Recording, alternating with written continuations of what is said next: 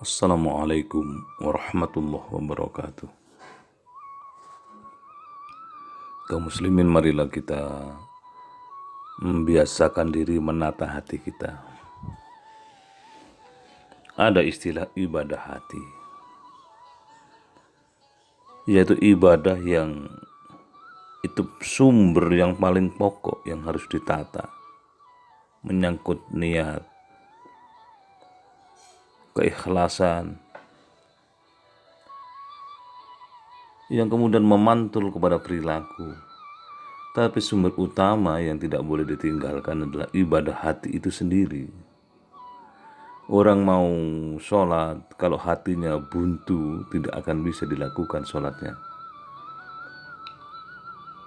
Perintah Allah yang lain-lain yang sedemikian banyak, kalau hatinya tidak terbuka, tidak mendapat hidayah,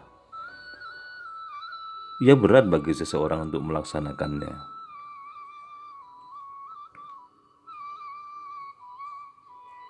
Ada sebuah kalimat dalam Al-Quran, coba kita renungkan. Allahu waliyul ladina amanu yukhrijuhum minadh-dhulumati ilan nur walladina kafaru awliya'uhum at-taghut yukhrijunahum minan nur ila dhulumat. Orang beriman sandaran hidupnya itu Allah, sendenan pokoknya itu Allah. Itu ada dalam hati.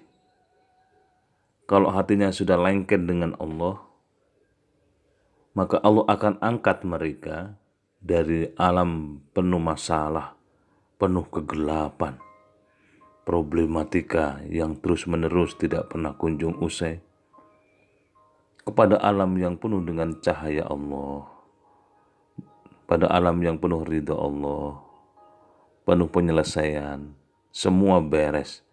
Karena ma'unah, pertolongan Allah akan menuntaskan seluruh itu. Walladzina kafaru awliya'uhum at-taghut, tetapi bagi mereka yang kafir, sendenan hidupnya adalah tagut, yaitu selain Allah. Yukhrijunahum minan nur ila dhulumat. Allah biarkan mereka jatuh dari alam yang penuh cahaya, penuh penyelesaian, serba beres, kepada alam yang penuh dhulumat, kegelapan, penuh masalah, dibiarkan oleh Allah.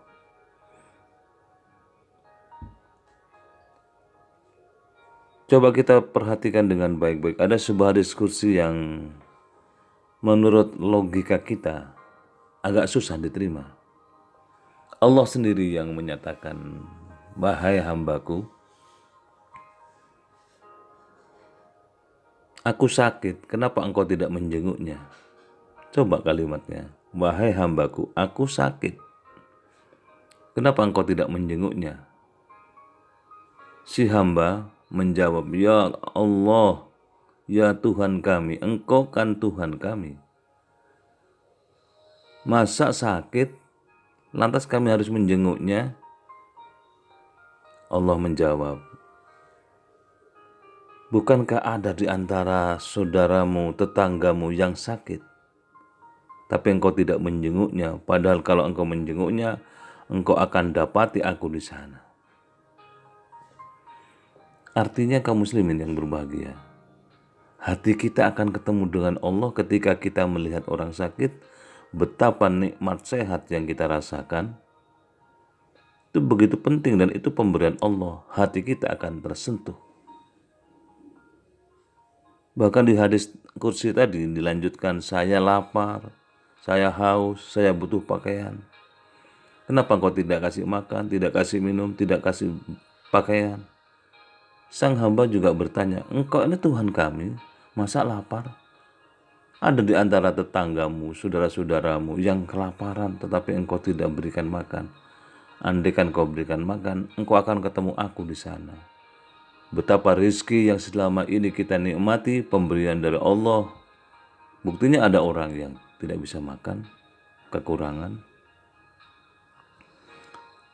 Yang haus juga demikian. Andaikan ada orang yang kehausan, kita kasih minum,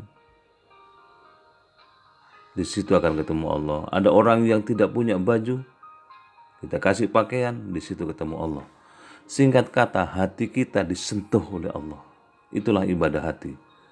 Untuk senantiasa bertemu Allah dalam setiap situasi dan setiap kondisi, sehingga kita senantiasa merasakan bahwa Allah selalu hadir di setiap jengkal kehidupan kita. Ketika kita sehat, ingat Allah. Sakit, ingat Allah. Lapar, ingat Allah. Kenyang, ingat Allah. Haus, ingat Allah.